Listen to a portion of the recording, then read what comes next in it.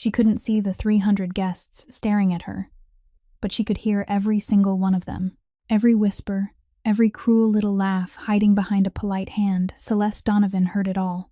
Standing alone on the altar of St. Catherine's Church in a wedding dress that didn't quite fit, holding a bouquet she'd never seen, waiting for a groom who wasn't coming.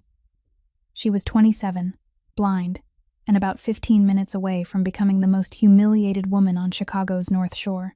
2 years ago, she'd been a night shift nurse with steady hands and a full life ahead of her until a car bomb meant for her fiancé Blake Hargrove exploded 6 feet away.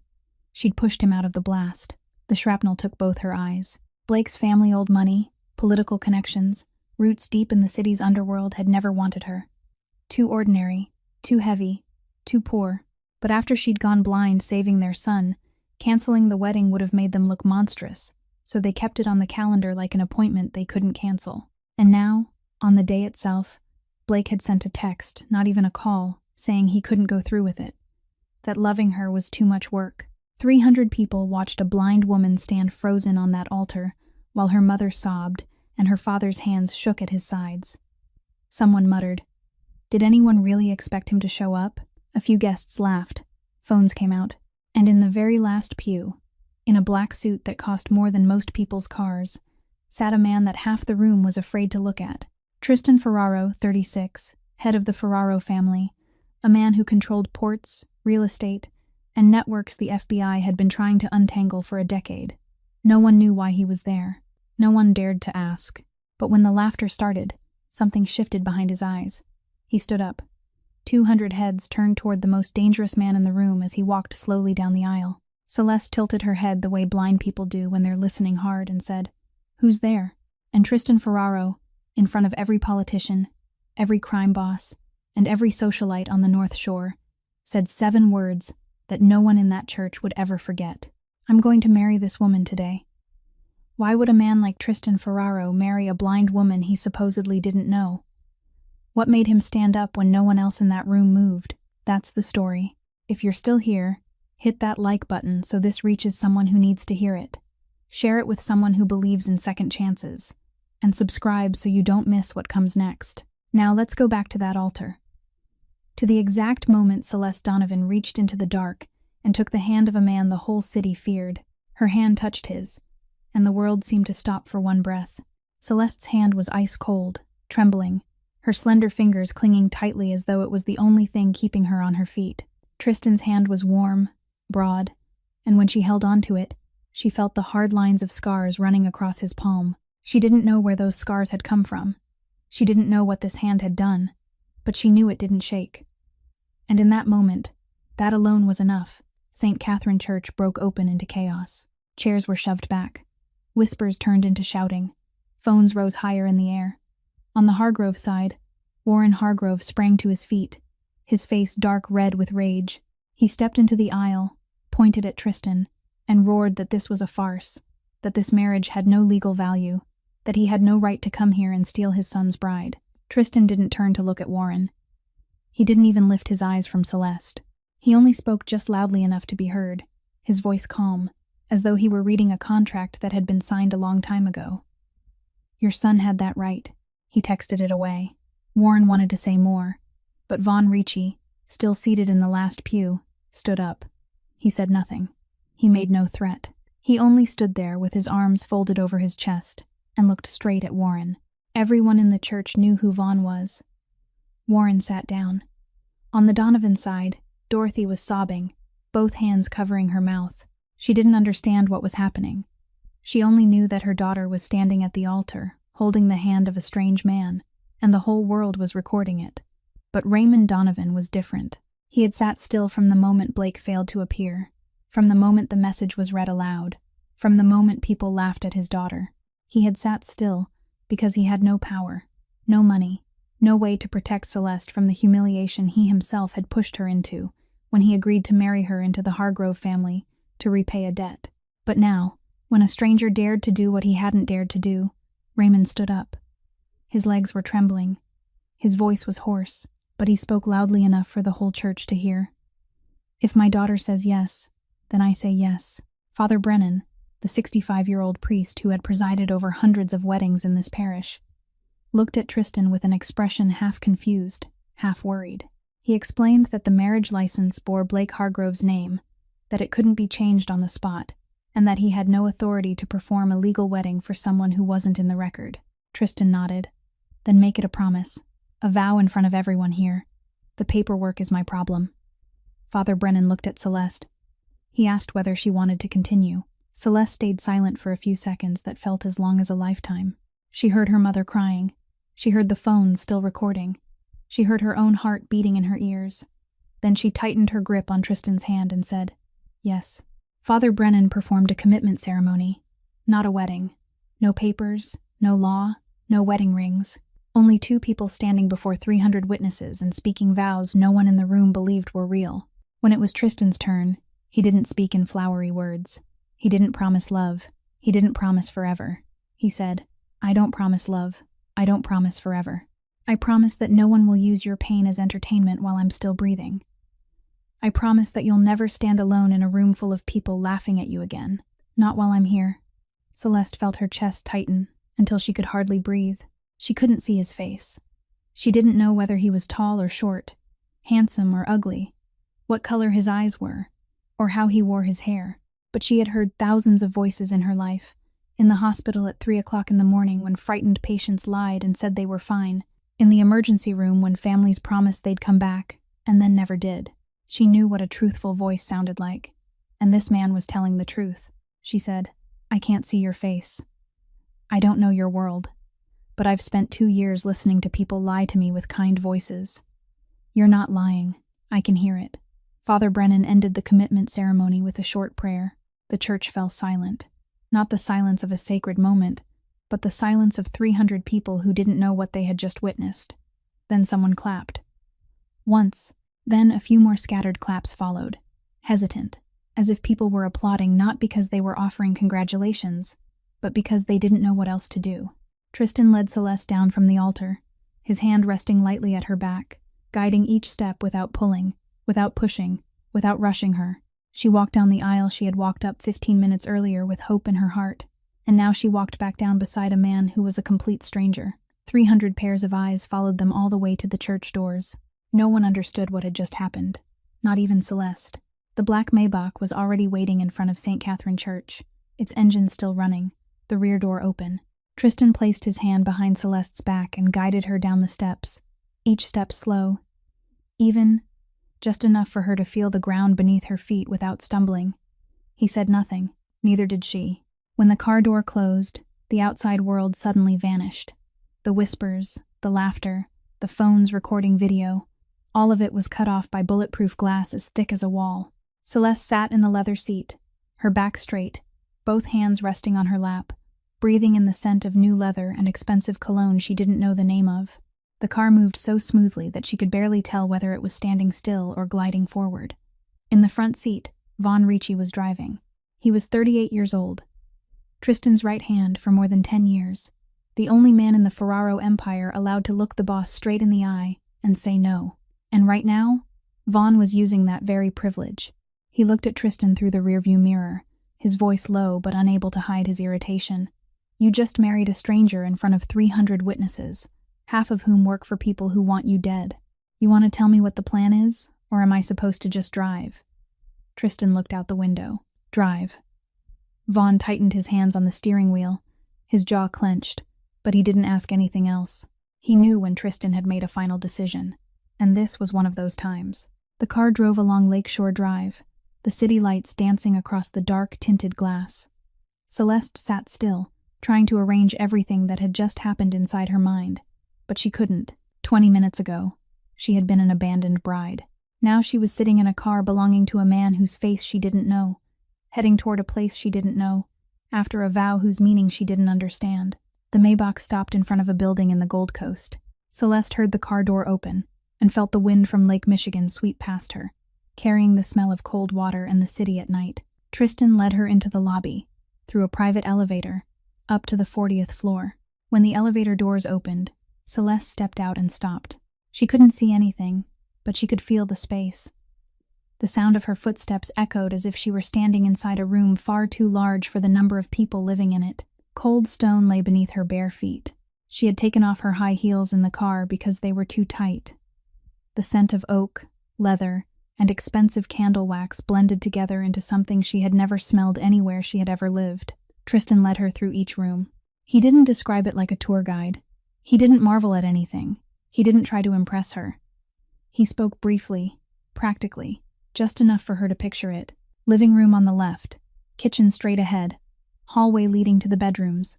When they reached her room, he said this was her private room, across from his, with its own bathroom, and the bed had already been made. Then he added a sentence she hadn't expected. The door doesn't lock from the outside.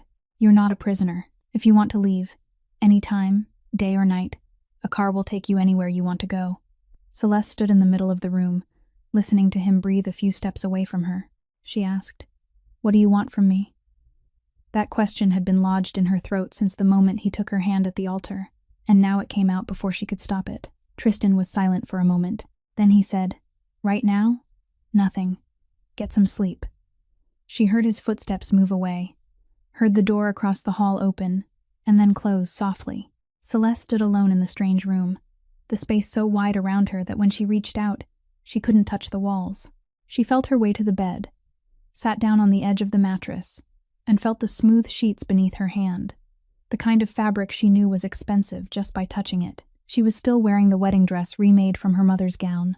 It hugged her waist too tightly, and now, as she sat down, she felt the seam at her back pull and slightly split. She didn't change. She just sat there, both hands resting on her lap, listening. The wind off Lake Michigan hissed through the cracks of the 40th floor windows. The city sounded very far below, faint, as if it belonged to another world. Someone's footsteps passed through the hallway, probably Vaughn, and then there was silence. This wasn't the small apartment where she had once lived with her parents on the south side, where she could hear the neighbors arguing through thin walls and smell fried food drifting up from downstairs. This was an entirely different world, and she was standing in the middle of it without being able to see a thing. Celeste lay down, pressed her face into the pillow, and realized something strange. For 2 years since going blind, she had grown used to one particular feeling from everyone around her: pity. Voices lowered when people spoke to her. Hands held hers too gently as though they were afraid she might break. "Little, poor thing," murmurs whispered behind her back, but still loud enough for her to hear. Blake pitied her. The Hargrove family pitied her. Even her parents pitied her, though they loved her with all their hearts. But here, inside this penthouse, she didn't feel pity. She felt something else entirely, as if she had just been thrown into the deep sea without knowing how to swim, surrounded by sharks, and the only man on the boat had just told her she could leave whenever she wanted. She was afraid, but for the first time in 2 years, that fear made her feel alive, truly alive. Not existing. Not waiting for the next day to be exactly like yesterday. Alive, with her heart racing, her breath shallow, and her hand still remembering the feel of scars in a stranger's palm. Celeste closed her eyes, even though it changed nothing for her, and in the familiar darkness, she slipped into the first sleep she had had in a very long time, without dreaming of the eyes that had once seen light. On the first day, Celeste hit her head against the edge of the bathroom door.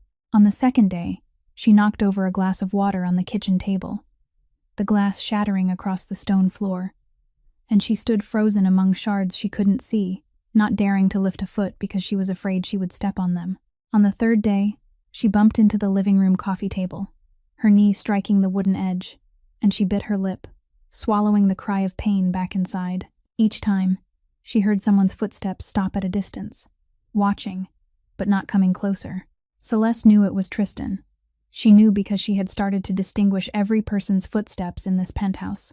Vaughn walked fast, decisive, his heels tapping evenly like a clock. The cleaning staff walked lightly, carefully, deliberately trying not to make a sound. But Tristan walked slowly, heavily, steadily, with the steps of a man who never hurried because he knew everything would wait for him. On the morning of the 4th day, Vaughn went to see Tristan in the study. Celeste was sitting in the kitchen, one hallway away, but she heard every word clearly, because this penthouse was so large and so silent that sound traveled through it as if through a church. Vaughn said he would assign a helper to follow Celeste, guide her around, help her eat, help her bathe, basically turn her into a child being led by the hand all day. Tristan stayed silent for a moment. Then he said, his voice not loud, but leaving no room for argument, "She's blind, not helpless. Let her learn the space." Vaughn wanted to object, but swallowed it back. Celeste sat in the kitchen, both hands wrapped around her glass of water. And for the first time since arriving here, she felt something besides fear and confusion. She felt respected. Not the polite kind of respect people gave to disabled people, the kind that held doors open and spoke more slowly, but a rough, practical kind of respect. She was an adult, she could manage, and he believed she would. From that day on, Celeste began learning the penthouse. She walked with her hands, following the walls, counting the steps from the bedroom to the kitchen, from the kitchen to the living room, from the living room to the balcony. She stumbled. She fell. She knocked over 2 more glasses. But she didn't ask for help, and no one forced help on her. Then there was the matter of the teacup. On the first morning, Celeste woke and heard a very soft sound on the nightstand, the sound of porcelain touching wood, so faint that if she hadn't been blind, with hearing sharpened many times over, she would have missed it. She lay still, pretending to sleep. She heard someone breathing a few steps away, then footsteps leaving, then the door closing almost without a sound. She reached toward the nightstand, her fingers touching a warm porcelain cup. She lifted it and breathed it in. Chamomile tea. The next morning, the same thing happened. And the morning after that, every morning, before she woke, a cup of hot chamomile tea appeared on the nightstand. No one said anything. No one waited for her to say thank you. No note, no message. Just tea, silence, and footsteps walking away. Celeste didn't ask who had placed the tea there. She knew. Through those first days, Celeste began building a portrait of Tristan Ferraro through sound. She couldn't see his face, but she could hear him. He spoke little, but every word he said carried weight, as if he had measured each syllable before allowing it to leave his mouth. He never raised his voice in a room with her, but she had heard his voice when he spoke on the phone in the study. Cold, sharp, the kind of voice that belonged to a man used to giving orders. And sometimes, late at night, when he thought she was asleep, she heard him sigh. Not the sigh of someone tired, but the kind of sigh that came from a man carrying something terribly heavy and telling no one. One afternoon during the second week, Celeste was in the kitchen, trying to make coffee by herself. She had learned where the cabinets were, where the machine was, where the cups were, but when she turned, her foot caught on the leg of a bar stool, and she lost her balance. Her body tilted forward, her hand swept through empty air, and she knew she was about to fall onto the stone floor. Then a hand caught her by the waist, firm, fast, holding her steady in a single second. The hand was warm, broad, gripping her right at the waist where her shirt was slightly tight, where she knew her body was roundest. Celeste steadied herself, but instead of relief, she felt a wave of heat run from the place where his hand touched her all the way up to her face.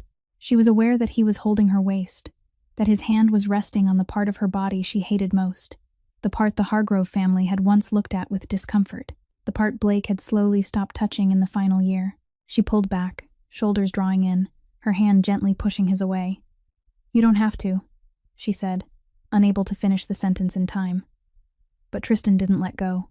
He didn't hold her tighter, didn't pull her back, only kept his hand there, steady, calm, as though nothing needed to be hurriedly changed. Then he said, "I caught you because you were falling. That's it. There's nothing wrong with how you feel in my hands."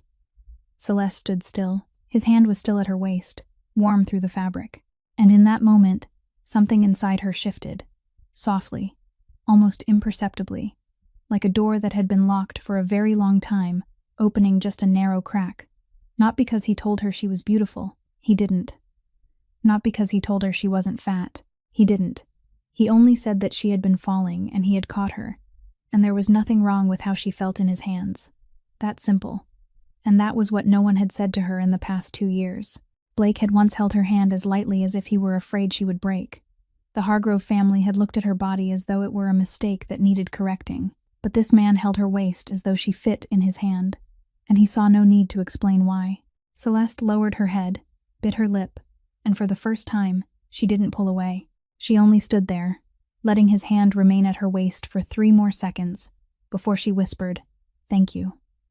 Tristan removed his hand, stepped back, and she heard him pour coffee into the cup she had prepared, set it down on the table, then leave the kitchen without another word.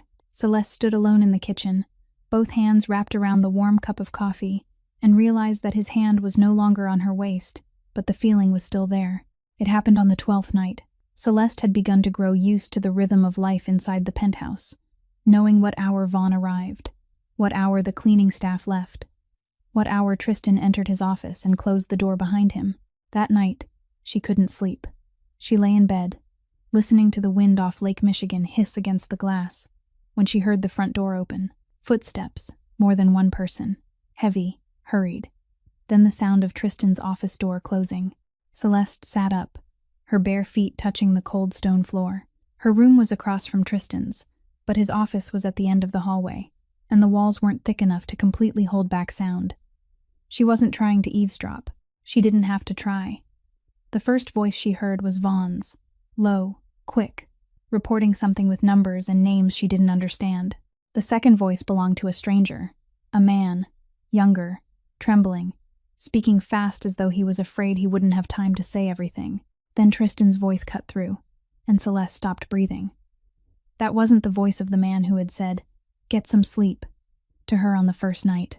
It wasn't the voice of the man who had said, "There's nothing wrong with how you feel in my hands," in the kitchen the afternoon before. This voice was cold. Not cold because it lacked feeling, but cold like honed steel. A deliberate kind of cold. A controlled kind of cold. The kind that belonged to a man who knew exactly what fear he was creating, and chose to create it. He said very little. The other man said a lot, his voice growing more panicked, explaining, defending himself, begging. Celeste heard a chair scrape back, then a short impact, not very hard, but enough to make someone cry out. Then Tristan spoke, each word clear. "You had one chance. You chose wrong." Silence. The heavy breathing of a man who had been hit. Then the door opened. Dragging footsteps moved out, and the front door closed. The penthouse returned to silence as if nothing had happened. Celeste sat on the bed, both hands gripping the edge of the sheet. Her heart was beating fast. Not because she feared he would hurt her. Strangely, that thought didn't appear at all. What made her tremble wasn't fear, but recognition. She had known Tristan Ferraro wasn't an ordinary businessman from the moment he stood up in the church, and 300 people fell silent simply because he moved. She had known when she sat inside the bulletproof Maybach. She had known when Vaughn called him boss instead of by name. But knowing and hearing were two different things. Knowing was a vague, abstract idea, something that could be pushed aside. Hearing, for Celeste, was everything. The begging voice of that man would stay in her head. That impact would stay in her head. And Tristan's voice, cold as if he were reading a sentence written long before. That voice would stay in her head the longest. The next morning, she heard the teacup being placed on her nightstand. As always, familiar footsteps, familiar breathing. Then the footsteps left. Celeste lay still until the bedroom door closed. Then she got up without drinking the tea. She went out to the kitchen, counting the steps she had already memorized, made herself coffee, sat down on the bar stool, and waited. Tristan entered the kitchen 15 minutes later. She heard him open the refrigerator, pour water, and set the glass down on the table. His morning habit. She had memorized it. She let him sit down, let him take the first sip. Then she said, "Who are you?" "Really?" Tristan didn't answer right away. She heard him set the glass down, slowly, calmly. Then he said, "The man who married you." Celeste shook her head. "That's not an answer. It's the only one that matters right now." She tightened her hands around her coffee cup. "I heard what happened last night. In your office. I heard someone begging. I heard you." Tristan was silent. Not the silence of avoidance. He was waiting for her to finish. "I'm blind, not stupid," Celeste said, her voice steadier than she had expected. "I can hear what you are." A pause. Then Tristan spoke, his voice neither defensive nor angry, only so direct it was almost bare. "Then you know more about me than most people who can see." Celeste said nothing more. Neither did he. He stood, washed his glass, and left the kitchen. His footsteps were slow, heavy, even, no faster and no slower than on any other morning, as if the conversation had not touched him at all, or as if he had known for a long time that this day would come and had accepted it before it happened. Celeste sat alone in the kitchen, the coffee slowly cooling in her hands. She didn't get up and call Vaughn to ask for a car. She didn't go back to her room and close the door. She sat there and thought, the man who placed chamomile tea on her nightstand every morning, The man who didn't let go when she stumbled. The man who had told her there was nothing wrong with how she felt in his hands. That same man was also the one who had said, "You had one chance. You chose wrong," in a voice cold enough to freeze the blood in her veins. Celeste sat there and tried to fit those two men into one. She didn't leave. But she didn't drink the tea that morning either. And that afternoon, when Tristan passed the kitchen, she heard him stop outside her room, stand there for a few seconds, then walk away. He had seen the untouched cup of tea, cold now, on the nightstand, and he understood. But the next morning, when Celeste woke, a new cup of chamomile tea was still there, hot, silent, asking nothing of her. 3 weeks had passed since the wedding at St. Catherine Church. 3 weeks of Celeste living in the 40th floor penthouse, memorizing every corner of every wall, every threshold, every step from the bed to the kitchen. 3 weeks of drinking chamomile tea every morning without asking who had placed it there. 3 weeks of hearing Tristan Ferraro's voice through 2 different walls and trying to fit those 2 men into one. Then Blake Hargrove appeared. Celeste was in her bedroom when she heard noise in the lobby. Security's voice stopped him, sharp and firm. No appointment. No one was allowed up. Then another voice cut through. A voice Celeste recognized instantly, even though she hadn't heard it in 2 years. Because it was the voice of the man who had once lain beside her every night. The voice of the man who had once told her he loved her. The voice of the man who had sent a message saying loving her was a burden and then disappeared on their wedding day. Blake was demanding to come up. Celeste gripped the edge of the bed, her breathing growing shallow. A few minutes later, she heard Tristan in the living room telling security, "Let him up." Vaughn objected at once. "That's Warren Hargrove's son. This could be a setup." Tristan didn't argue.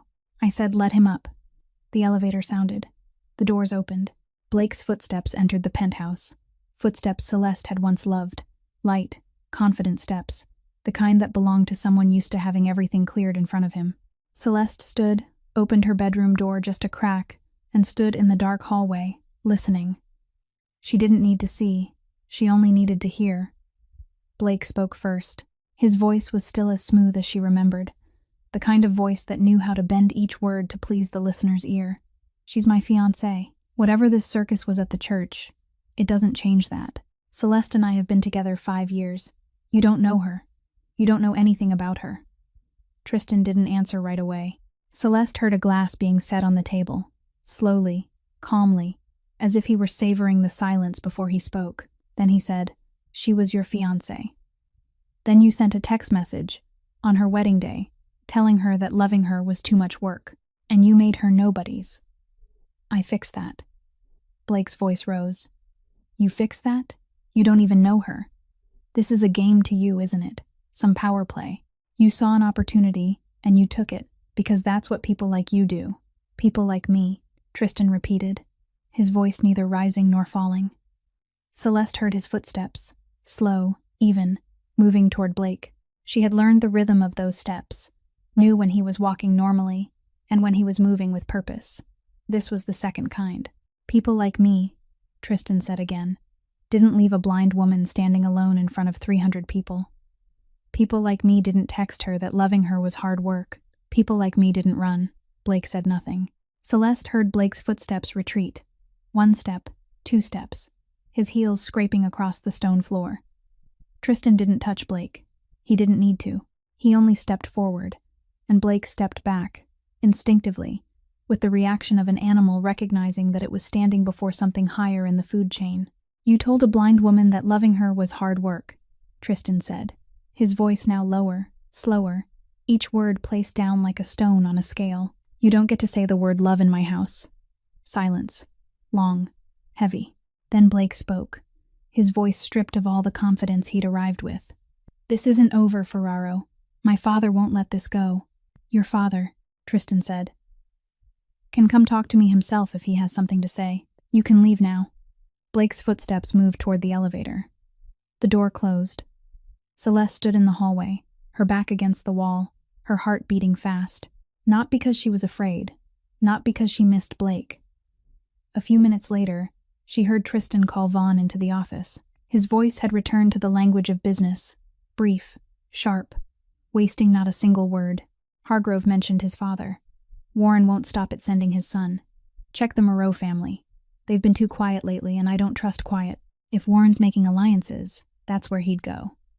Vaughn asked, "You think Hargrove would go to Moreau? They're our oldest rival. That's exactly why Warren would go to them. Enemy of my enemy. Find out." The office door closed. The penthouse returned to silence. Celeste slid down the wall and sat on the hallway floor, both arms wrapped around her knees. She didn't cry. She had cried enough already. She had cried at the altar of the church. She had cried in the bedroom on the first night. But now, sitting on the cold stone floor after hearing Blake Hargrove's voice again after 3 weeks, what she felt wasn't sadness. It was anger. She was angry at Blake for abandoning her, but that anger was familiar and old. She had lived with it since the wedding day. The new anger, the anger burning in her chest now, was aimed at herself. She had allowed this to happen. Not the ruined wedding, not the 3-line message, but the 5 years before that. 5 years of letting the Hargrove family look at her body with discomfort while she said nothing. 5 years of hearing Warren Hargrove talk to Blake about her as though she weren't in the room, discussing her weight, the way she dressed, the way she didn't fit the family image. 5 years of lowering her head and thinking that if she only tried harder, got thinner, became prettier, became more useful, they would accept her. Then she went blind, and she became a burden they endured for the sake of appearances. And she had accepted that role. She had worn the wedding dress that didn't fit, and walked up the aisle to marry a man she knew, deep down, had stopped loving her long before the bomb exploded. Why? Why had she allowed that? Celeste sat on the hallway floor, clenching both hands so tightly that her nails dug into her palms, and for the first time since going blind, she wasn't angry because she had lost her eyes. She was angry because even when she could still see, she had chosen not to look. Warren Hargrove didn't come to the penthouse the way his son had. He struck with a weapon cleaner than fists and more dangerous than bullets. Lawyers. 1 week after Blake was thrown out of the penthouse, Raymond Donovan received 3 lawyer letters at the same time. The first demanded that the commitment ceremony at St. Catherine Church be annulled because it had no legal value and had been performed under psychological coercion. The second announced that Hargrove Holdings was calling in the entire construction debt Donovan's company still owed, worth $850,000, due within 30 days. The third was a lawsuit against Raymond Donovan for breach of contract related to a construction project from 3 years earlier, a project Raymond had completed on time, but the Hargrove family had withheld the final payment, then turned it into a debt through accounting tricks. Raymond was too small to fight. 3 letters, 1 message. Return Celeste or lose everything. Raymond called his daughter that evening. Celeste sat on the living room sofa, the phone pressed to her ear, listening to her father's voice tremble as he tried and failed to stay calm. He told her about the letters, told her that if Hargrove called in the debt on schedule, Donovan's company would go bankrupt within a month. 12 workers would lose their jobs. His and Dorothy's house would be seized because he had mortgaged it to borrow capital. Then Raymond went silent, and Celeste knew he was crying even though he made no sound. She knew because she had heard her father cry exactly once in her life, the night the doctor said she would never see again. And the sound of his breathing when he tried to swallow his tears sounded exactly the same now. Celeste said, "Dad, don't do anything yet. Give me tonight." She hung up and sat motionless in the living room. She didn't know where Tristan was inside the penthouse, but she knew he was home because she had heard his footsteps in the office while she was speaking to her father. 10 minutes later, Tristan entered the living room. He didn't ask whom she had been talking to. He didn't ask if she was all right. He said, "I heard enough. How much does your father owe Hargrove?" Celeste hesitated. Then she said, $850,000. Tristan gave no reaction to the number. No whistle, no frown, no asking her to repeat it. To him, $850,000 was clearly not a number that required thought. He took out his phone, called Vaughn, and spoke a few short sentences Celeste could only partly hear. "Buy all of it. Tonight. Every debt." Then he hung up. Celeste said, "You don't have to do this. This is my family's problem." Tristan said, "You're my wife. Your family's problem is my problem. And Warren Hargrove doesn't get to use your father to drag you back." The next morning, Vaughn announced that Raymond Donovan's entire debt to Hargrove Holdings had been purchased overnight by a subsidiary within the Ferraro system. The breach of contract lawsuit was neutralized because the plaintiff was no longer Hargrove but Ferraro, and Ferraro had no intention of suing. 3 lawyer letters turned into scrap paper within 12 hours. Tristan told Vaughn to arrange a meeting with Raymond.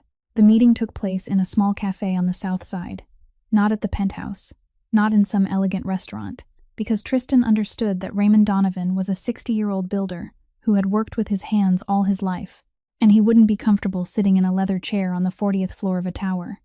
Celeste wasn't there. Vaughn told her about it afterward.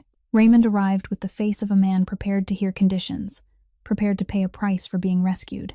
He knew nothing was free, especially not from the most powerful man on this side of Chicago.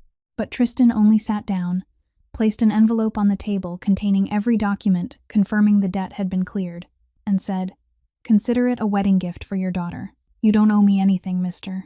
Donovan. Not a dollar, not a favor, nothing." Raymond looked at the envelope, looked at Tristan, then the 60-year-old man, the man who had spent his life building homes for other people but had nearly lost his own, lowered his head and cried right there at the cafe table. He didn't say thank you. He said, "Take care of my girl, please." And for the first time, he looked at Tristan Ferraro not with the fear he had felt on the wedding day when the Mafia Boss stepped onto the altar. He looked at him with something more painful than fear, but lighter than fear too. The gratitude of a father realizing that his daughter was safer beside a monster than beside the people who called themselves respectable. That weekend, Petra Sinclair came to the penthouse to visit Celeste. Petra had been her best friend since the days when they both worked the night shift as nurses, the only bridesmaid who had stayed by her side when Blake disappeared, the one who had nearly been shoved down by the crowd in the church while trying to shield Celeste from the phones recording video. Petra sat on the living room sofa, observing the penthouse, observing the 2 security guards standing outside the hallway, observing the Maybach parked down in the lobby, then looked straight at Celeste and asked, without circling around it, "Do you feel safe with him?" Celeste was silent for a few seconds. She held the cup of chamomile tea in her hands, the cup that had appeared on her nightstand that morning like every other day. Quiet and asking nothing. Then she said, "He scares me." Petra tightened her hand around her friend's, but Celeste wasn't finished. "But not the way you think. Blake's family made me feel small. For 5 years, they looked at me and saw everything that was wrong. Too fat, too plain, too poor, then too blind. They spent 5 years making me shrink, until I barely took up any space at all." She stopped, swallowing. "Tristan doesn't make me feel small. He makes me feel like I'm standing in front of something enormous, something that could crush me if it wanted to. But it doesn't. It chooses not to. Every single day, it chooses not to." Petra looked at her friend for a long time, her face struggling between protective instinct and what she had just heard. Then she said, "Honey, that's either love or Stockholm Syndrome." Celeste burst out laughing, not an awkward laugh or a polite one. A real laugh, rising from her chest, so sudden that it startled even her. She hadn't laughed like that since before the wedding. Maybe even longer than that. Petra laughed with her, then hugged Celeste tightly and whispered, "If he hurts you, blind or not, I'll find a way to end him."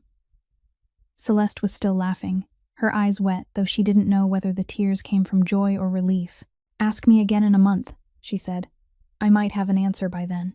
The storm came in the middle of the night, nearly 2 months after the wedding.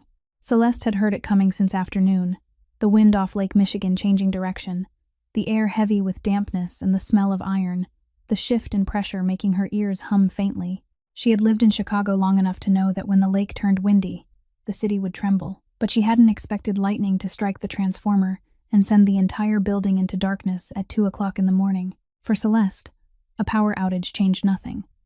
Her world was still as dark as it was every night, but she heard the difference. The backup generator failing to start, the steady hum of the ventilation system cutting out, and the penthouse suddenly falling so silent that she could hear the rain striking the glass on the 40th floor as clearly as if she were standing outside. Then she heard Tristan's footsteps in the hallway, faster than usual. Her bedroom door opened without a knock. "Celeste." His voice wasn't panicked, but it was urgent. She sat up in bed, calm. "I'm fine. It's just a blackout. I live in a blackout." Tristan stood in the doorway, and Celeste realized something that almost made her smile. He couldn't see her. The penthouse had no open windows in the hallway, no city light spilling in, and the backup generator still hadn't kicked on. He was standing in complete darkness. For the first time, he was inside her world. "You can't see anything, can you?" she asked. Tristan didn't answer right away. Then he said, his voice carrying something she had never heard from him before, almost bewilderment. "No. Welcome to my life," Celeste said. Not bitterly, just plainly. She stood, her steps steady because she didn't need light to move through a room she had learned by every inch. She walked past him, her fingers gliding lightly along the wall for direction, and said, "Come on, I'll make tea." For the first time, she led him instead of him leading her. Celeste walked ahead, counting the exact steps from the bedroom to the kitchen, while Tristan followed behind, slower than usual, and she heard his hand touch the wall to keep his bearings. She found the kettle by touch, turned on the faucet, and set the kettle on the gas stove because the gas stove didn't need electricity. She did all of it in the dark without stumbling, without spilling, without hesitation.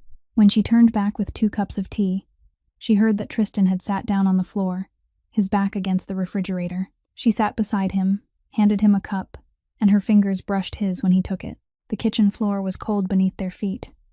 Rain tapped against the glass. Thunder rumbled in the distance.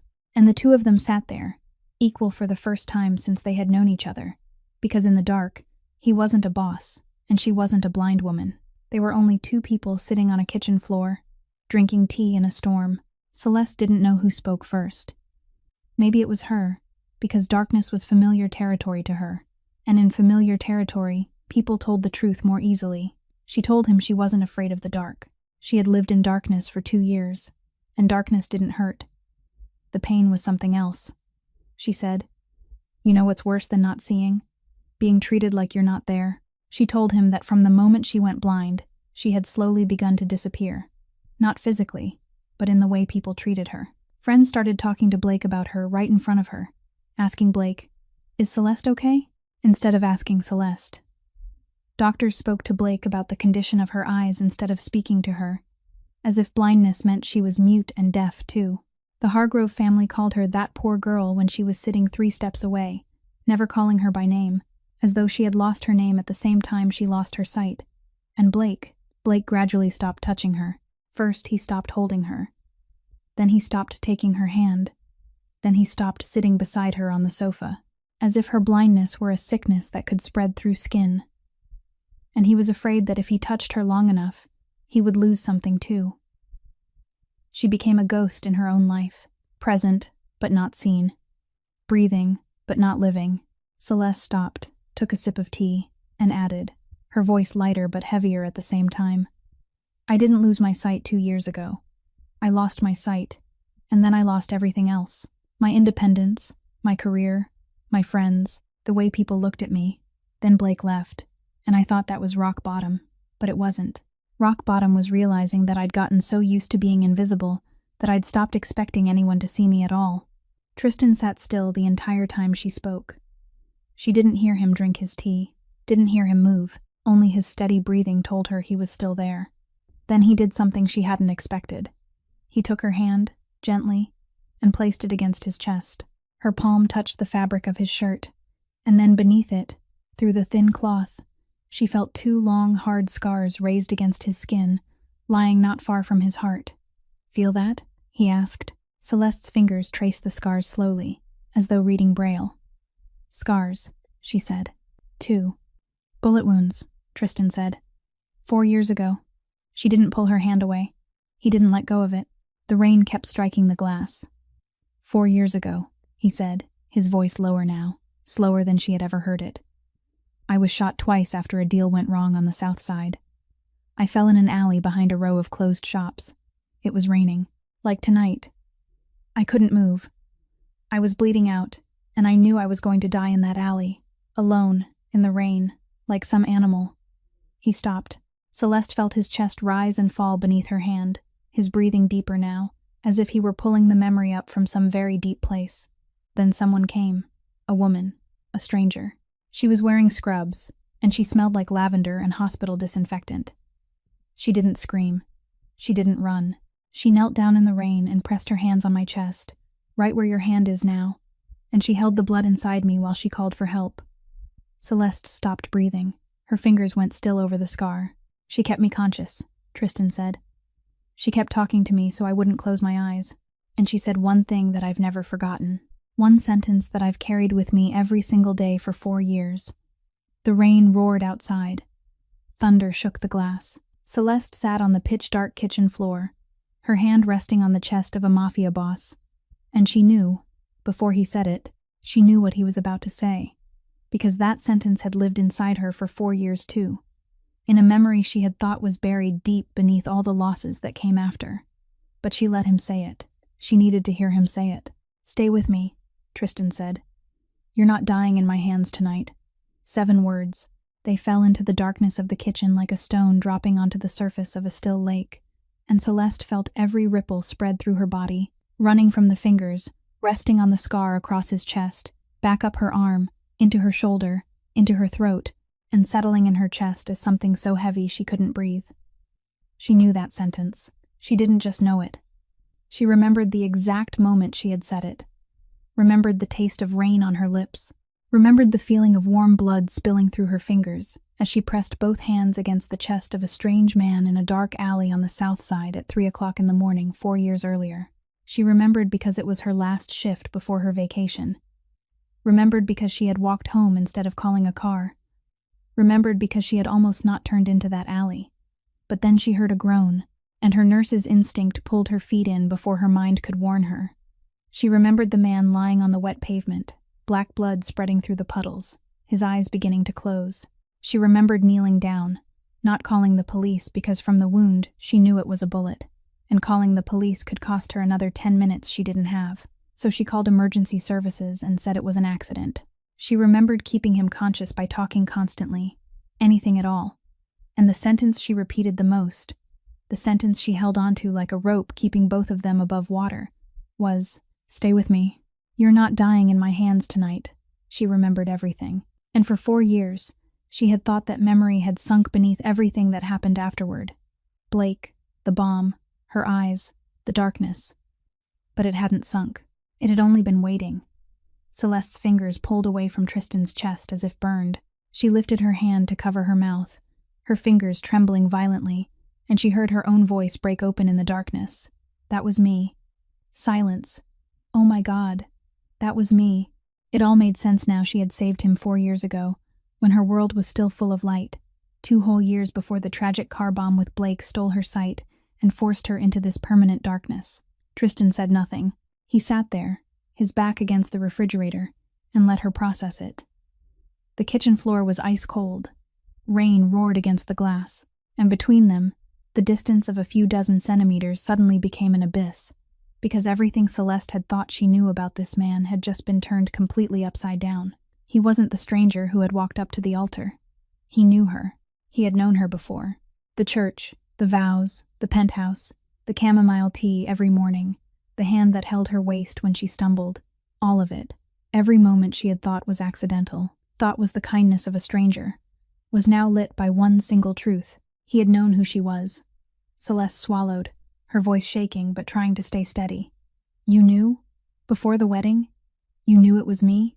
Tristan answered, his voice calm, offering no excuse. "Yes." "How long?" 6 months before the wedding. Vaughn tracked your hospital records. I found your name. I found out you'd gone blind. I found out you were marrying Hargrove's son."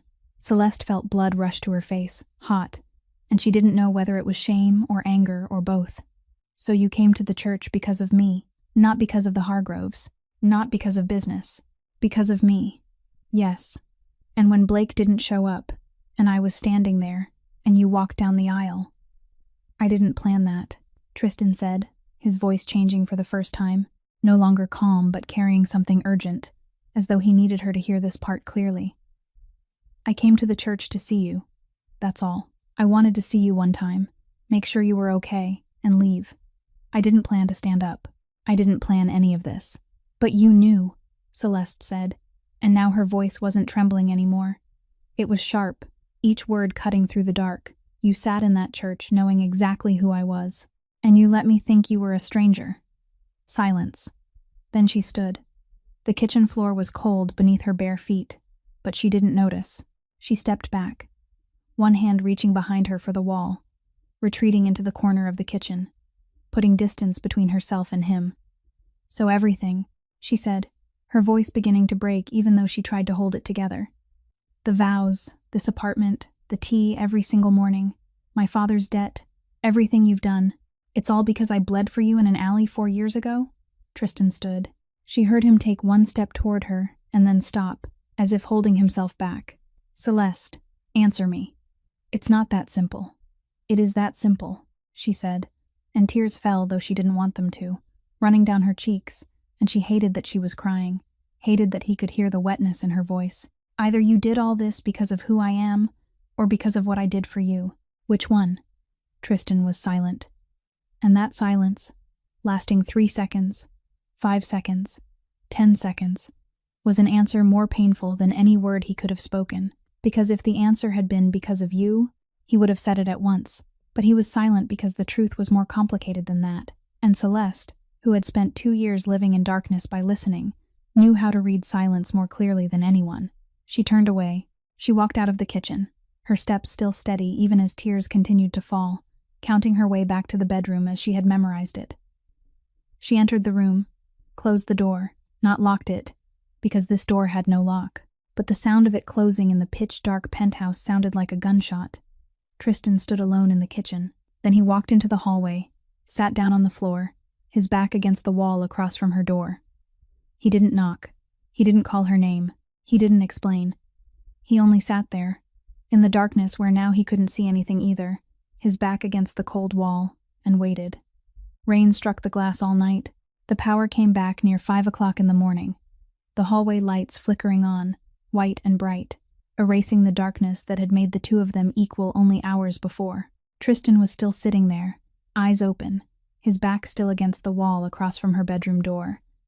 And when the light returned, he realized he and Celeste weren't equal anymore. He could see, she couldn't. He had known the truth. She had only just learned it. And that distance, the distance between the person who had known first and the person from whom it had been hidden, was greater than any wall in this penthouse. Celeste opened her bedroom door at 6:17 in the morning. She knew the time because since going blind, she had learned to count time by sound. The birds beginning to sing beyond the glass on the 40th floor at 6 o'clock, the elevator making its first run at 6:15 when the building staff began the morning shift. She had lain awake all night, listening to the rain slowly fade, listening to the power return, and listening to the steady breathing on the other side of the door. He was still there, all night. When she opened the door, her bare feet touching the hallway floor, she heard the sound of clothing brushing against the wall as he moved, the crack of his knees as he stood after hours of sitting on the hard floor. He had been sitting there since the moment she closed the door, for 4 straight hours, his back against the wall, not knocking, not leaving. Celeste stood on the threshold, one hand gripping the wooden frame. She said, her voice hoarse from crying all night, but steady because she had had 4 hours to arrange what she wanted to say. I want the truth. All of it. Everything you haven't told me. Everything you've been holding back since the day you walked down that aisle. I want it now, and I want it complete. Because if you leave out one single thing, and I find out later, I'm gone. Car or no car, penthouse or no penthouse, I'll walk out of here barefoot if I have to. Tristan didn't tell her to calm down. He didn't say to let him explain. He only said, "Kitchen. I'll make coffee."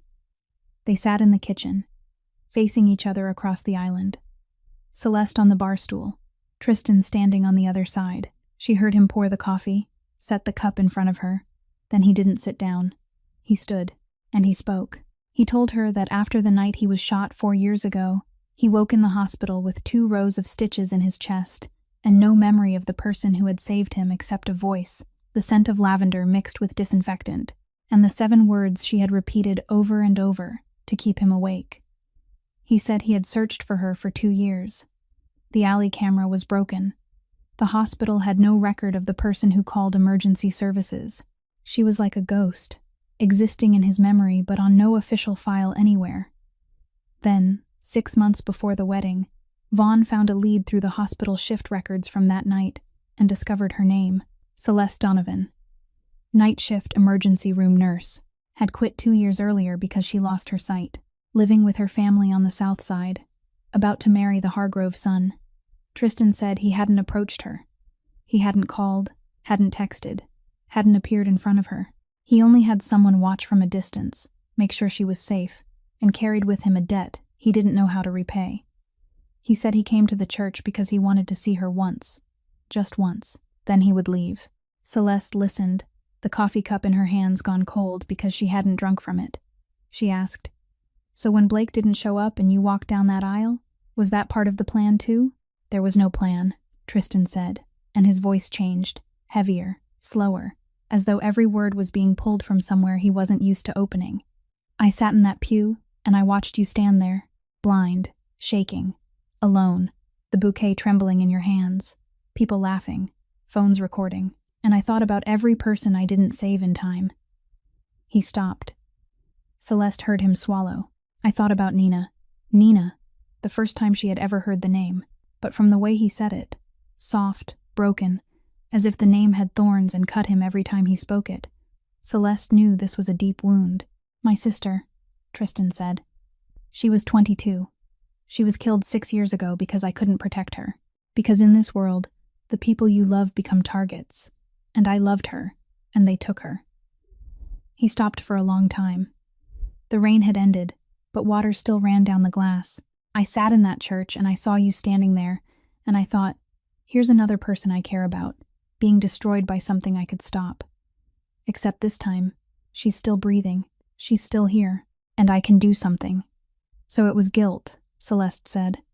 "It was everything," Tristan said.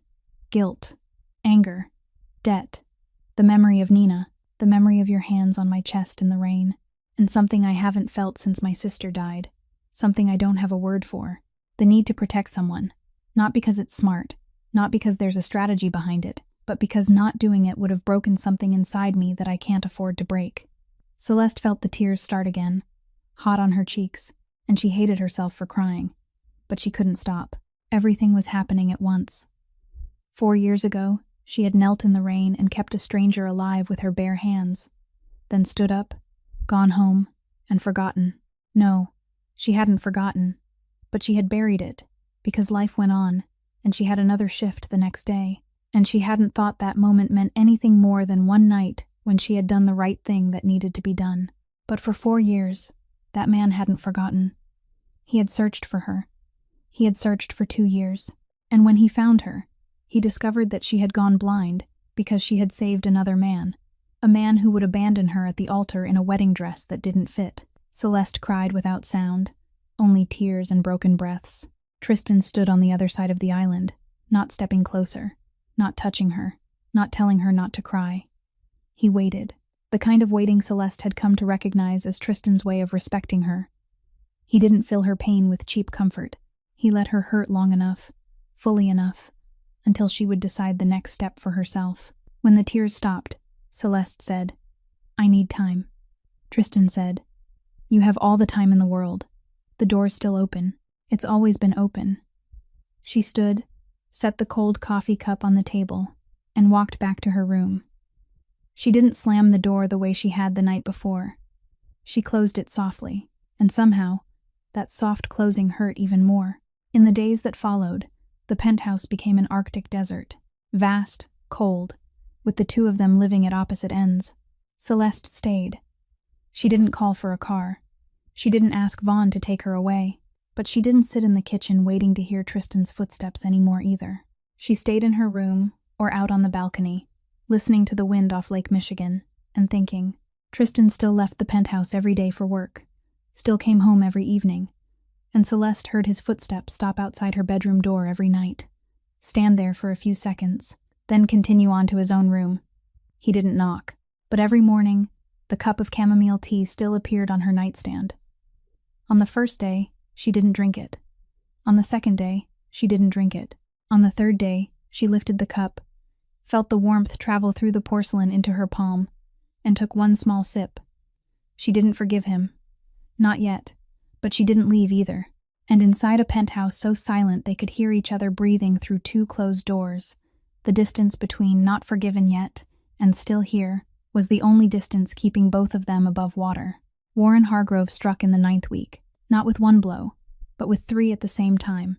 Precise, coordinated, the kind of attack made by a man who had planned for a long time and had only been waiting for the right moment. The first blow. Monday morning, the FBI appeared at the Ferraro Holdings office in downtown Chicago, with a search warrant tied to allegations of money laundering through a commercial real estate network. Vaughn called Tristan at 7 o'clock in the morning, his voice restrained. But Celeste, sitting in the kitchen one hallway away from the office, you could hear the seriousness in the way his rhythm was faster than usual. The second blow. That same day, 3 legitimate Ferraro bank accounts were frozen at the request of the federal investigation. The cash flow feeding every above-board business operation of the family was cut off in a single morning. The third blow. That evening, the South Harbor warehouse controlled by Ferraro was broken into, the goods were destroyed, and 2 security guards were beaten. No one claimed responsibility, but the method was clean, professional, knowing exactly where the cameras were and what the patrol schedule looked like. It was the work of someone with inside information, or someone who had been handed it. Tristan sat in his office until 2 o'clock in the morning that night. Celeste heard him on the phone constantly, his voice low and sharp, the kind of voice she had learned to recognize as his business voice. She didn't enter his office. They were still keeping their distance from the night she discovered the truth on the kitchen floor. But she listened, and she worried. Even though she hadn't forgiven him yet, even though she was still angry that he had hidden things from her, she heard the strain in his voice, and it made her chest tighten in a way she didn't want to admit. On the 3rd day after the attack, Vaughn brought a discovery that changed everything. He had spent 2 days and nights digging deep into Hargrove Holdings' financial records and communications to find a thread they could use to strike back. And in the process, he traced one line to the Moreau family, Ferraro's longtime rival, the family Tristan had ordered Vaughn to watch from the day Blake came to the penthouse. Warren Hargrove had aligned himself with Moreau.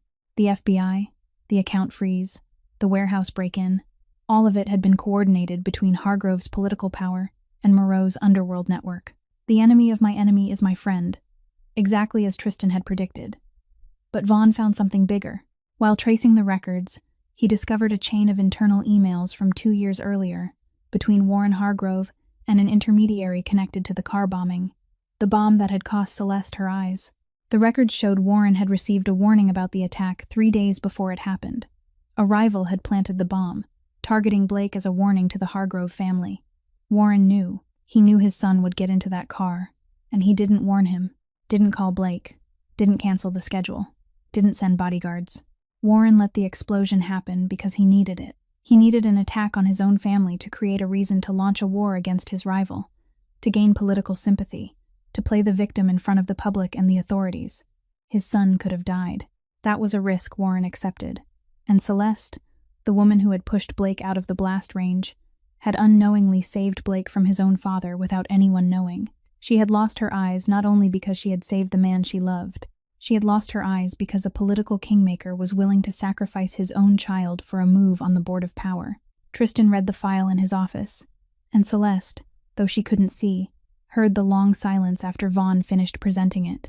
The heavy kind of silence, dense and airless, the kind of silence Tristan had when he was so angry that language could not hold it. Then he said to Vaughn, his voice so calm that it raised goosebumps along Celeste's skin, "Hold it. Don't use it yet. When I play this card, Warren won't get back up. I need the timing to be right," Vaughn asked.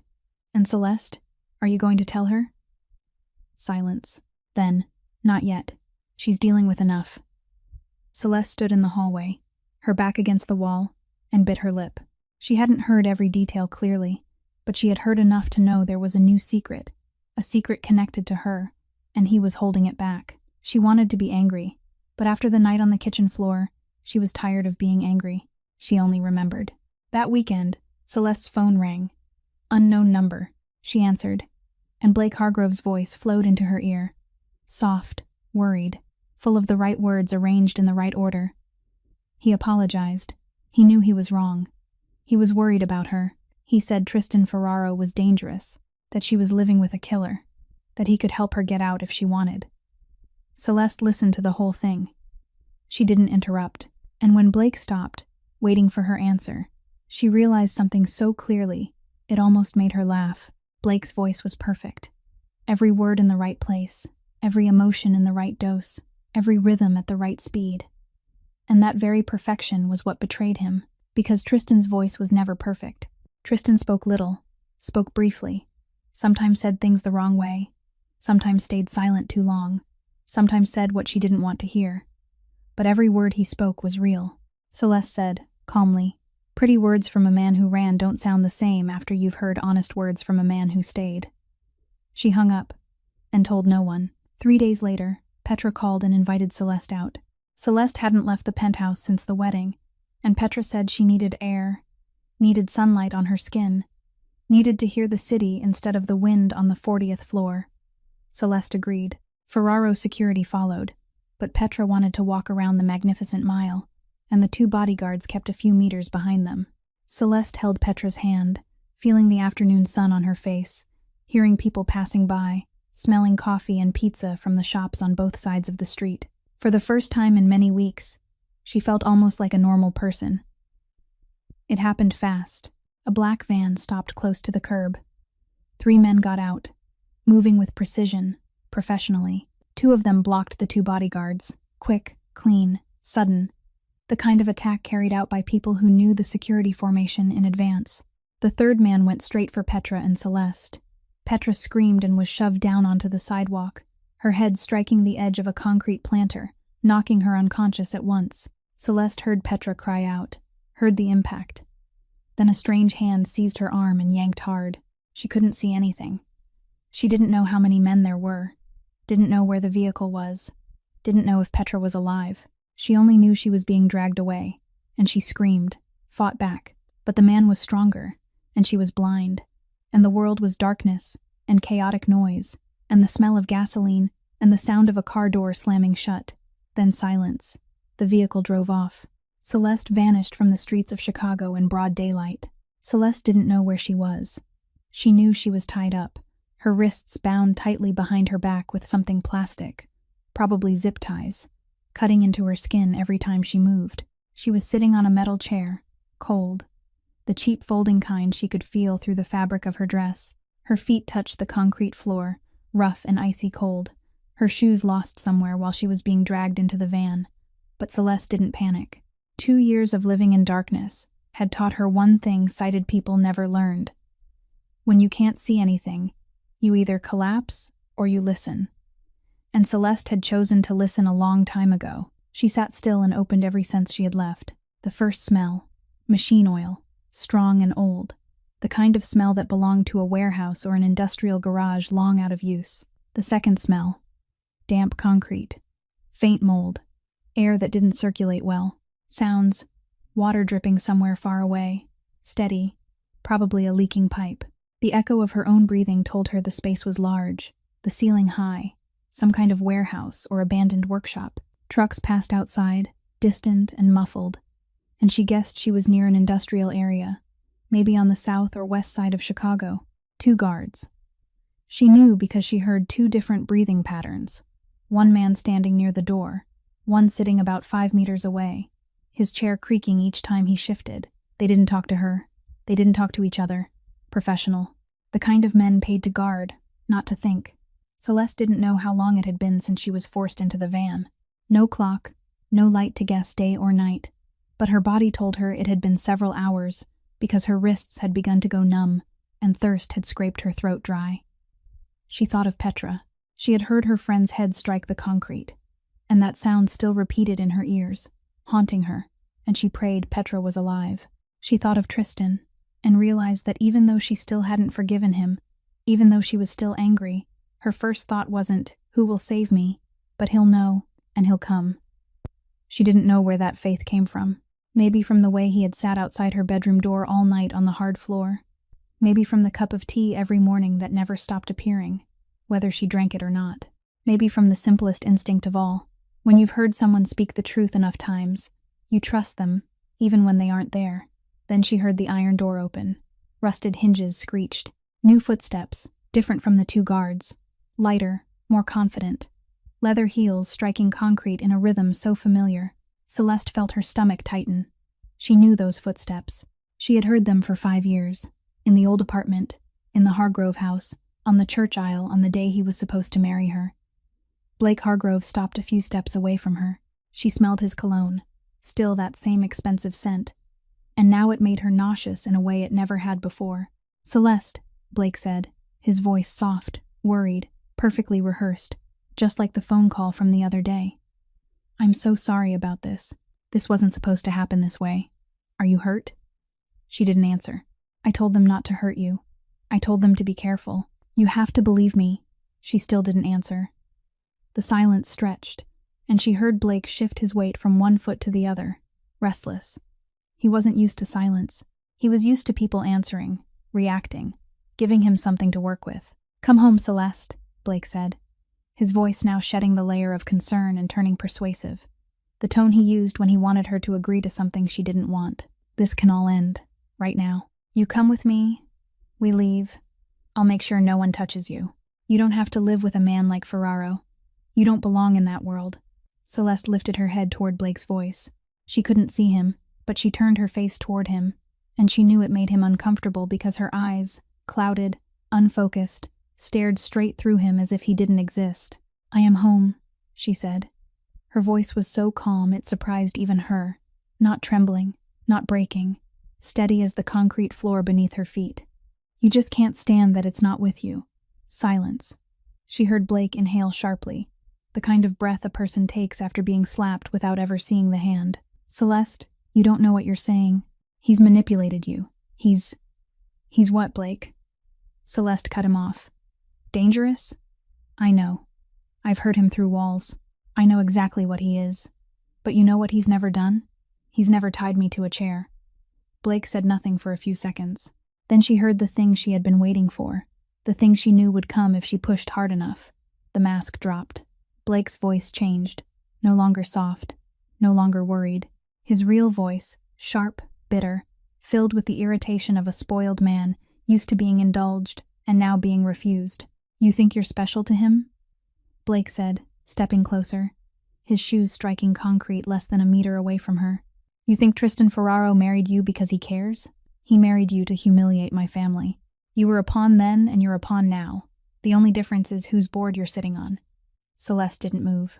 You were never a bride to me, Celeste, Blake said, and now his voice wasn't trying to hide anything anymore. Let's be honest, since you want honesty so much. You were a transaction. My father arranged it to keep your father's debt in line and to secure a connection with the Donovan construction contracts on the south side. That's it. That's what our engagement was. A business arrangement with a wedding dress. He stopped, and she heard him breathing hard, as if saying the truth aloud hadn't relieved him but had only made him angrier because now it was out, naked, impossible to take back. But now, Blake said, you're a transaction that belongs to Ferraro, and that's something my family can't allow. So you can either come with me willingly, or my father will handle this his way. And trust me, you don't want my father's way. Celeste sat on the cold metal chair, her hands tied behind her back, blind, inside an abandoned warehouse, facing the man she had once thought she loved, the man she had lost her eyes to save, and she heard him call her a transaction. And she waited for the pain. She waited for it to come. That familiar pain that had lived in her chest for 2 years, the pain of being betrayed, dismissed, turned into a thing. But the pain didn't come. In its place came clarity, clear as glass. So sharp it was almost ironic, because she was blind, and yet she had never seen more clearly than she did in that moment. She had known, deep down, she had known she was a transaction from the first year she dated Blake, when Warren looked her up and down like he was appraising merchandise. She had known when Blake's mother suggested she diet before the wedding. She had known when Blake stopped touching her after the explosion. She had simply never heard anyone say it out loud, and now Blake had said it, and it didn't hurt. It freed her. Celeste didn't cry, didn't scream, didn't beg. She sat on the metal chair, her back straight, her head raised, her blind eyes looking straight toward Blake, and she said nothing. Silence, stretching long enough for Blake to start getting restless, and she heard him shift his feet, turn the ring on his hand, the gesture she knew he made when he was anxious, and she realized her silence frightened Blake more than any words she could have spoken, because Blake was used to women crying, women begging, women reacting. He didn't know what to do with a woman sitting still in the darkness and looking through him as if he were transparent. Celeste had learned this from Tristan Ferraro, not from what he said, but from the spaces where he didn't speak, from the way he used silence to fill a room, forcing the person across from him to fill the emptiness with their own fear. Silence could be a weapon, and now, tied to a chair in a warehouse with numb hands and a dry throat, Celeste Donovan used that weapon for the first time. Blake left without saying anything more. Leather shoes struck quickly against concrete. The iron door slammed harder than it had opened, and Celeste knew he was angry because she hadn't given him what he wanted. Her collapse. She sat alone in the dark, the permanent, familiar darkness that belonged to her. And she waited. Tristan knew Celeste was missing within 11 minutes. Vaughn called the moment he received the report from the bodyguards. Both had been overpowered. Petra was unconscious on the sidewalk of the Magnificent Mile, and a black van with no license plate had disappeared into Saturday afternoon traffic. Vaughn later said that when he delivered the news, Tristan was silent for 5 seconds, then asked only one question. "Alive?" Vaughn said yes. Tristan hung up, and Vaughn, who had stood beside Tristan for more than 10 years, through family wars, through the FBI, through the night Nina was killed, said he had never seen Tristan afraid until that day. Not panic kind of fear, but quiet fear. Frozen inside, the fear of a man realizing that what he was losing wasn't money or territory, but the one thing that, once lost, would make everything else meaningless. Tristan didn't call an army. He knew if Hargrove saw the entire Ferraro force moving, Celeste would turn from hostage into bargaining chip. And bargaining meant time, and time meant risk. Just him and Vaughn. One car. 4 hours tracing her through security cameras all over Chicago. At 9:43 that night, they found the old warehouse in the Southwest Industrial District, near the Chicago Sanitary Canal. Tristan went in first. No waiting. No planning. Vaughn took down the first guard. Tristan took down the second man as he was drawing a gun. Faster not because of strength, but because he didn't hesitate. Blake Hargrove stood at the far end of the warehouse, his back touching the wall as Tristan walked toward him. Tristan placed a hand on Blake's chest and pushed him back against the wall. Slow, firm, like closing a door for the last time. "I could kill you," Tristan said, his voice as flat as a fact. "I've killed for less. You know that." Blake said nothing. "But she believes people deserve second chances. I didn't used to understand that. But she said it once, and I remember everything she says." He let Blake go. "So here's yours. Walk away. If I see you within a mile of her, the second chance ends." Blake ran for the side door. Tristan knelt in front of Celeste. A small knife snapped open and cut through the zip ties. Blood rushed back into her numb hands, making her hiss through her teeth. Tristan took her wrists and rubbed them gently, and his fingers were trembling. The man who hadn't trembled while taking down 2 guards, hadn't trembled while pinning Blake to the wall, was trembling as he touched her wrists. "I'm here," he said, and his voice broke, only a small crack on the word "here." But Celeste heard it because she had spent 2 months listening to every shade in his voice, and this was the first time Tristan Ferraro's voice wasn't steady. Celeste cried, not from fear, not from pain, because he was trembling. Because the man an entire city feared was kneeling before her on a dirty concrete floor and trembling because of her. She fell forward, and he pulled her into his chest, held her tightly, truly held her for the first time, not taking her hand or steadying her waist, but holding her. Celeste placed her palm against his chest, right over the 2 bullet scars, right where 4 years earlier she had pressed her hands down to keep the blood inside his body, and she said, choked but clear on every word, "You're not dying in my hands tonight either." Tristan held her tighter, said nothing. 4 years earlier, she had said that sentence to keep him alive. Tonight she said it to keep him here, to keep him from drifting into the darkness of the monster he could become if she didn't pull him back. That sentence didn't save a life this time. It saved something greater.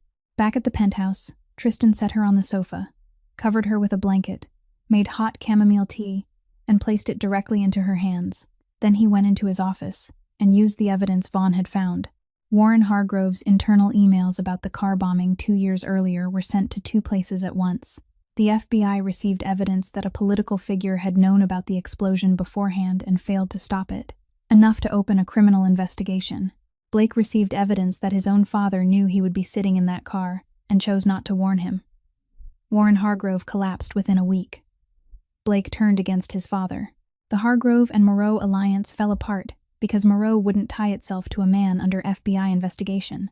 Ferraro's accounts were unfrozen. Every blow Warren had thrown came back to strike him, one by one, precise as falling dominoes. Celeste asked Tristan the next day when she heard the news on television. "Did you destroy them?" Tristan said. "No, they destroyed themselves. I just opened the door." In the days after the kidnapping, the distance inside the penthouse disappeared, not through one great conversation or an official apology, but through things smaller than words. Celeste no longer closed her bedroom door. In the morning, she sat in the kitchen drinking chamomile tea while Tristan made coffee, and they sat at the same table in silence, without either of them feeling the need to fill it. At night, she sat on the living room sofa listening to an audiobook while Tristan worked at the table across from her, and she heard him occasionally lift his head to look at her. Even though he thought she didn't know, she knew. She always knew. Her wrists still bore the marks from the zip ties, and every time Tristan passed by, he touched the back of her hand lightly, quickly, almost by accident, but enough for her to know he was checking that she was still there. Petra was discharged from the hospital after 3 days with 6 stitches on her forehead and enough anger to threaten to hunt Blake Hargrove down herself, but she was all right. Celeste held her friend's hand and cried, and Petra said, "I'm fine, you idiot. Stop crying. You're the one who got kidnapped." Then Petra looked at Tristan standing quietly in the hospital room doorway and said to Celeste loudly enough for him to hear, "Okay, it's not Stockholm Syndrome." 2 weeks later, Tristan took Celeste to see Dr. Langford at Northwestern Memorial Hospital. Celeste hadn't known about the appointment in advance. In the car, Tristan only said they were going to meet a doctor, and her stomach tightened because she had seen too many doctors over the past 2 years, and every one of them had said the same thing. The corneal damage was too severe. It couldn't be repaired. They were sorry. Dr. Langford was a leading ophthalmologist, 50 years old, a corneal transplant specialist whose waiting list was longer than 2 years, and whose cost was beyond the imagination of a family like the Donovans. Tristan had arranged this appointment months earlier, even before the wedding, from the moment he found Celeste's identity and learned she had gone blind. He hadn't told her because he didn't know whether he had the right to interfere in her life. Now he knew. Dr. Langford examined Celeste's eyes, reviewed her records, took images, and said there was a new corneal transplant method, experimental but successful in many similar cases. It offered no guarantee of full recovery, but there was a chance of restoring part of her vision, enough to see shapes, colors, faces. Not her old eyes, but not darkness anymore either. Celeste sat motionless in the examination chair, and she said nothing the whole way back to the penthouse. Tristan didn't push. He walked beside her, led her into the elevator, into the home, and waited. She sat on the sofa until evening. Then she said, "How long have you known about this?" Tristan said. "Since before the wedding. I found Dr. Langford 4 months ago. I wasn't sure I had the right to tell you then. And now? Now I'm telling you. The decision is yours." Celeste was silent for a very long time. Then she said something Tristan hadn't expected. "What if I don't want it?" He didn't answer right away. She continued, her voice small, not from fear but from something deeper, something she had carried long before blindness, long before Blake, from the time she was still a round girl sitting at the back of the classroom and lowering her head every time someone looked at her. "Right now you love me in the dark. You've never seen me, not really. You know my voice, my hands, the way I laugh. But you haven't seen this body in daylight. You haven't seen my face when I'm not the brave blind girl people feel sorry for. What if I get my eyes back and you see me, really see me, and you're disappointed?" She swallowed. "And what if I see you and I'm disappointed? What if the man I've built in my head from your voice, and your footsteps, and your silence doesn't match the man standing in front of me? Right now, in the dark, we're perfect. What if the light ruins that?" Tristan sat down beside her. She heard him draw in a slow breath, the kind of breath a man took when he was choosing his words very carefully. Then he took her hand, gently, and placed it against his face. Her palm touched the line of his jaw, sharp and hard. He guided her hand up to his temple, where there was a small scar she had never known about. Then down the bridge of his nose, slightly crooked, perhaps once broken, and never set properly. Then to his lips, and her fingers lingered there longer than necessary, and they both knew it. "You already see me better than anyone who's ever looked at my face," Tristan said, his voice low, close, his breath warm against her fingers. "You've heard me at my worst through walls. You've felt my scars in the dark. You know things about me that people who've stared at me for years don't know. If you get your eyes back and you're disappointed, That's okay. I'd rather you see me and choose to stay than never see me and always wonder." Celeste withdrew her hand, placed it in her lap, and felt that the place where her fingers had just touched his lips was still warm. She thought about 2 years in darkness, thought about how she had built an entire world inside her mind from sound and scent and touch, and that world was beautiful in its own way. But it was also a prison, and she had lived in enough prisons already. "I'll do it," she said. "Not for you, not because you found Dr. Langford or because you're paying for it. I'm doing it because I want to see the world I chose to live in." Tristan said nothing, but she heard him breathe out, long and slow, the kind of breath released by someone who hadn't known he had been holding it. The night before the surgery, Celeste couldn't sleep. She stood on the balcony of the 40th floor penthouse, the wind off Lake Michigan blowing against her face, carrying the smell of water and the city at night, and she listened to Chicago living beneath her, the sound of car horns, faint music from some faraway bar, the waves of the lake striking the breakwater. She had stood on this balcony many times, but tonight was different. Tonight might be the last night she only heard the world without seeing it. Or tonight might be the last night before she learned whether everything she had built in the dark matched reality. She heard Tristan step out onto the balcony and stand beside her, close enough for her to feel the warmth from his arm, but not touching. That way of standing she had come to know, the way he was always near but never forcing. "Can't sleep?" he asked. "Tomorrow I might see your face for the first time," she said. "That's either the most exciting or the most terrifying thing that's ever happened to me, depending on how ugly you are." Tristan let out a short, rare laugh, a laugh she had only heard a few times over the past several months, and each time she had kept it in her memory like something precious. Then she fell silent. The wind blew, and she spoke, not turning her face toward him, speaking out toward Lake Michigan, toward the sky she couldn't see, as if speaking into open space was easier than speaking into someone's face. "I need to tell you something before tomorrow, in case the surgery changes things, in case I see the world differently after, and I lose the nerve to say it." Tristan said nothing. He waited, his kind of waiting, the kind she had learned by heart. "I love you," Celeste said. The wind carried away the volume, but not the weight. "Not because you married me in that church. I've made peace with why you did that, and it doesn't matter anymore whether it was guilt or debt or instinct. Not because you paid my father's debt. Not because you came for me in that warehouse. I love you because of the things that don't make it into the story people would tell about us. Because the first morning I woke up in this apartment, there was a cup of chamomile tea on my nightstand and you never said a word about it. Because you described every room so I could walk through them alone instead of assigning someone to lead me around like a child. Because when I fell in the kitchen, you held me like there was nothing wrong with the way I felt in your hands. Because you've never, not once, made me feel like loving me was hard work." She stopped, swallowing, the wind making her eyes wet, even though her eyes couldn't see the wind. "Blake told me loving me was too much work. His family spent 5 years making me feel like I was too much of everything, and not enough of anything. And then you showed up and you never tried to fix me. You never told me I'd be better if I lost weight, or got my eyes back, or smiled more. You just let me be angry and scared and difficult and blind, and you stayed. That's why I love you. Not the big things, the small ones." Tristan was silent for a long time. The wind off Lake Michigan shifted, colder now, and Celeste shivered. Then he spoke, his voice lower than usual, the kind of voice she only heard when he was saying something that truly mattered. "I've been in love with you since before I knew your name. Since a woman in a rainy alley told me I wasn't allowed to die.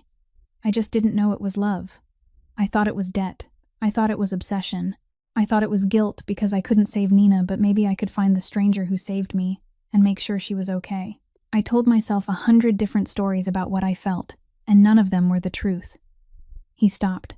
"I didn't know it was love until you walked into that church in a dress that didn't quite fit and shoes that didn't match. And I looked at you and thought, that's the only real thing in a room full of pretenders. And I didn't plan to stand up, but my body knew before my brain did. Because that's what love does, apparently. It doesn't wait for you to be ready." Celeste reached sideways, found his hand on the railing, and held it. His hand was warm, scarred, familiar. They stood on the balcony, holding hands, saying nothing more, and for the first time, the silence between them wasn't distance, but connection. The surgery took place the next morning at Northwestern Memorial. Celeste entered the operating room with her hand still warm from the last time Tristan had held it before she was wheeled through the doors he wasn't allowed to follow. He sat in the waiting room for 4 hours. Vaughn brought him coffee. He didn't drink it. Raymond and Dorothy came, Dorothy crying, Raymond sitting beside Tristan. And for the first time, the two men didn't say a single word to each other and still understood each other completely. When Dr. Langford came out and said the surgery had been successful, that her vision would partially return, blurred but present, Tristan nodded, stood, and walked into the restroom. Vaughn told Raymond that it was the first time he had ever seen his boss cry. 3 weeks later, the bandages were removed. Celeste opened her eyes and the world poured in. Not sharp, not clear, blurred as if she were looking through frosted glass. But there. Light, color, shapes, she could see. And the first person she saw was Tristan. He stood beside the bed, not smiling, not crying, only standing there, and Celeste looked at the face she had spent months building in her mind from his voice and footsteps and breathing. In the blurred light, his features finally came alive, no longer just abstract shapes from her touch, but a real, formidable man. The rugged edge of his jaw, the faint line of the scar marking his temple, and the slight curve of his broken nose were exactly as her fingers had memorized. But it was his gaze, intense and unyielding, looking at her as though she was the only thing of value in the universe, that took her breath away. She smiled. "You're not disappointing at all," she said. 6 months later, they married for the second time. Not in a church. On the rooftop of the 40th floor penthouse, with 30 people, only the ones who truly mattered. Warm golden lights hung along the railing, the Chicago skyline glowing behind them. Raymond walked Celeste down the aisle, his steps still trembling, but this time from happiness. Dorothy stood in the front row, crying before the ceremony had even begun. Vaughn stood beside Tristan in a new suit, his face trying to stay serious while the corner of his mouth refused to obey. Petra was a bridesmaid for the second time. The scar on her forehead healed now, and she smiled instead of crying. Celeste wore a light white dress, the kind she had chosen for herself this time, one that fit, and she walked toward Tristan with her eyes open. The vows were different this time. Tristan said, "The first time I made you a promise, I swore no one would use your pain as entertainment. Today I make a different one. I promise you'll never have to wonder if you're chosen. Not rescued, not pitied, not owed, chosen, every single day." Celeste looked at him, truly looked at him, with eyes still blurred but clear enough to see the face of the man she loved, and she said, "I see you, Tristan Ferraro, the scars, the sins, the shadows, all of it, and I choose you, not because you saved me, because you stayed." 1 year after the rooftop wedding, Celeste Donovan opened a free clinic on the south side of Chicago. Not in a major hospital, not in an elegant neighborhood, but in the very alley where, 4 years earlier, a 23-year-old night shift nurse had knelt down in the rain and kept a strange man alive with her bare hands. That alley now had a blue door, a small sign, and inside was a clinic with 2 examination rooms, 1 first aid room, and a nurse who had returned to her work after 2 years in the dark. Tristan funded the entire construction and operation, but he didn't put his name on the sign, didn't attach the Ferraro logo, didn't control what she did, whom she hired, or what hours she opened. He told Vaughn, "It's her clinic, not mine. I just write the checks."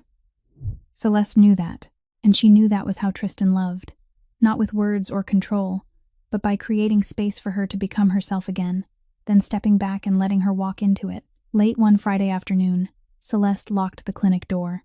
Southside afternoon sunlight slanted through the alley, warm on her face, and she paused for 1 second to feel it, because she never forgot that 2 years earlier, she couldn't see sunlight. Her phone vibrated in her coat pocket. "Unknown number," she answered. "Celeste," Blake Hargrove's voice. She hadn't heard that voice since the night in the warehouse, since he had called her a transaction and run out the side door. His voice was different now, smaller, thinner. The voice of a man life had taught a lesson that money and power couldn't buy exemption from. Blake said, "I know you probably don't want to hear from me, but I need to say this. I'm sorry. For all of it. For the wedding, for the text, for the warehouse, for everything my family did to you, for every time I made you feel like you weren't enough. I'm sorry." Celeste stood in the alley, her back resting against the blue door of the clinic, and listened. She waited for the anger, waited for the pain, waited for something familiar to rise when she heard the voice of the man she had once thought she loved, the man she had lost her eyes to save, the man who had left her standing alone at the altar in a wedding dress that didn't fit. But nothing came. No anger, no pain, only peace. Peace warm and light as the afternoon sun falling across her face. "I forgave you a long time ago, Blake," she said. Her voice was calm, not cold, not warm, just true. "Not because you deserve it, because I deserve peace." Silence on the other end of the line. Then Blake said, his voice tight, "Thank you." Celeste hung up. She put the phone into her pocket, locked the clinic gate, and walked to the mouth of the alley. The black Maybach was parked across the street, engine running, Tristan behind the wheel. He had driven himself to pick her up every Friday afternoon since the clinic opened. No driver, no Vaughn, just him and the car and the road from the Gold Coast to the south side, a road he now knew by heart. Celeste opened the door, sat in the passenger seat, and breathed in the familiar scent of leather and cold coffee. Tristan looked at her. "Who was that?" "Nobody important," she said. "You okay?" Celeste turned to look at him, looked with the eyes she had lost and been given back. Eyes still blurred but clear enough to see the sharp line of his jaw, the scar at his temple, the slightly crooked bridge of his nose, and the eyes watching her with a quiet worry. He thought she didn't notice, but she always noticed. She smiled. "I'm home." Tristan took her hand, his fingers weaving through hers, scar touching scar, and the car rolled into the Friday afternoon traffic of Chicago, blending among 1,000 other cars, and no one on the street knew the man behind the wheel had once been the monster an entire city feared, and the woman beside him had once been the blind bride abandoned at the altar of St. Catherine Church. No one knew, and they didn't need anyone to know. Someone once asked Tristan Ferraro what the most dangerous thing he had ever done in his life was. People thought he would speak of family wars, of nights facing the FBI, of the bullet in the alley. But no, the most dangerous thing Tristan Ferraro had ever done was stand up from the last pew in a crowded church and choose a woman he didn't yet know, because that act taught him something no power could ever buy. Kindness isn't weakness. Kindness that comes at a cost is what turns a monster back into a man. And when you're brave enough to stay after that reckless moment, to stay when everything is chaos, to stay when the truth hurts more than the lie, to stay when leaving would be 100 times easier, then one reckless moment can become an entire life worth living. Celeste and Tristan's story isn't a fairy tale.